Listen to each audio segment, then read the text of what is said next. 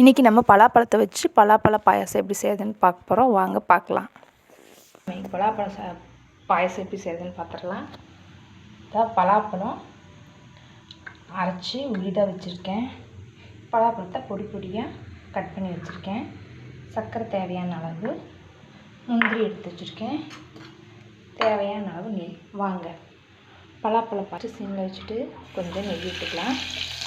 அதில் எவ்வளோ தேவையோ அவ்வளோ முந்திரி போட்டு பொரிச்சுக்கலாம்.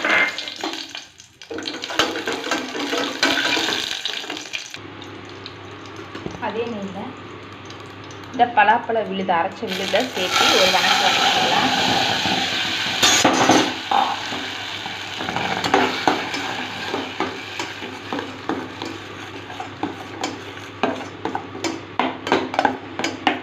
ஒரு 2 நிமிஷம் நல்லா வணங்கட்டுங்க நெய்யிலேயே.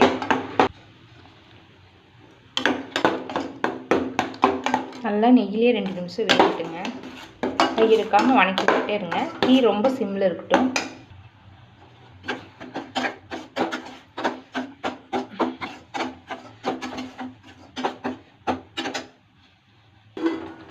ரெண்டு நிமிஷம் நல்லா நெய்யில் வணக்கின பிறகு பால் சேர்த்திடலாங்க.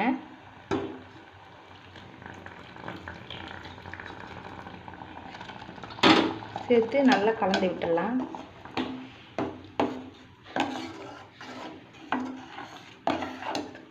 கலரை பார்க்குறதுக்கு ரொம்ப ஆசையாக இருக்குல்லங்க.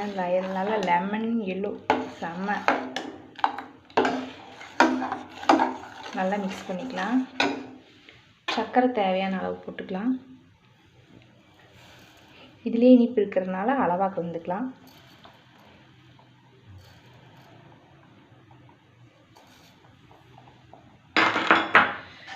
பத்தலைன்னா கூட டேஸ்ட் பண்ணிட்டு போட்டுக்கலாம். ஏன்னா இதுலேயே இனிப்பு நல்ல பலாப்பழம் சரியான டேஸ்ட்டுங்க. பயங்கர இனிப்பாக இருந்துச்சு, ரொம்ப நல்லா இருந்துச்சு. அதனால் அளவாக மட்டும் இனிப்பு விட்டுட்டே, ரொம்ப எச்சத்தினால தேங்கட்டுங்கிறதுனால.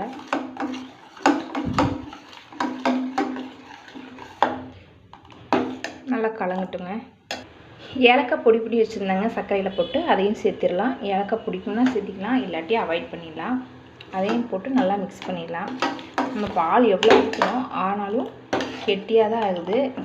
பார்த்திங்களா, ரொம்ப கரெக்டான பக்குவத்தில் இருக்குது. ரொம்ப தனியாகவும் இல்லை, ரொம்ப கெட்டியாகவும் இல்லை, கரெக்டான பக்குவத்தில் இருக்குது. ஏலக்காய் தூள் போட்டாச்சுங்க. சுகர் குடிச்சு பார்த்துட்டேன், கரெக்டாக இருக்குது. அதனால் போதும்.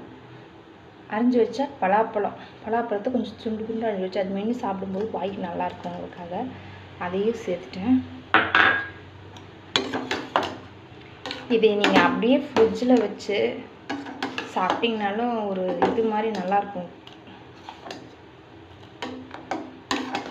சில்லுன்னு பண்ணி குடிச்சிங்கனாலும் நல்லாயிருக்கும். இது பாயாசமாக குடிச்சிங்கனாலும் நல்லாயிருக்கும். பயங்கர டேஸ்ட்டாக இருக்குங்க. இந்த கலரே குழந்தைங்களுக்கு இதாக இருக்கும்.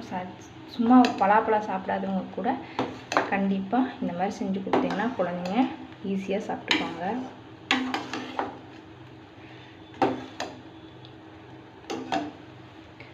அவ்வளோதாங்க.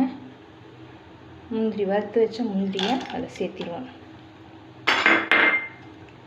சேர்த்தி நல்லா கலந்து எடுத்தால் நம்ம பலாப்பழ பாயாசம் ரெடி. வாங்குங்க சாப்பிட்லாம்.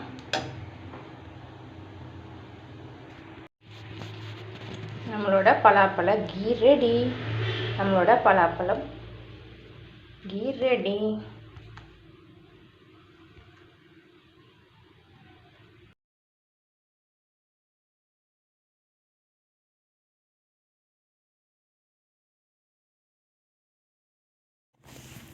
இந்த ரெசிபியை வீட்டில் ட்ரை பண்ணி பாருங்கள். கண்டிப்பாக நல்லாயிருக்கும். செஞ்சு பார்த்துட்டு எப்படி இருந்துச்சுன்னு சொல்லுங்கள். நன்றி, வணக்கம், முன்னேறுவோம்.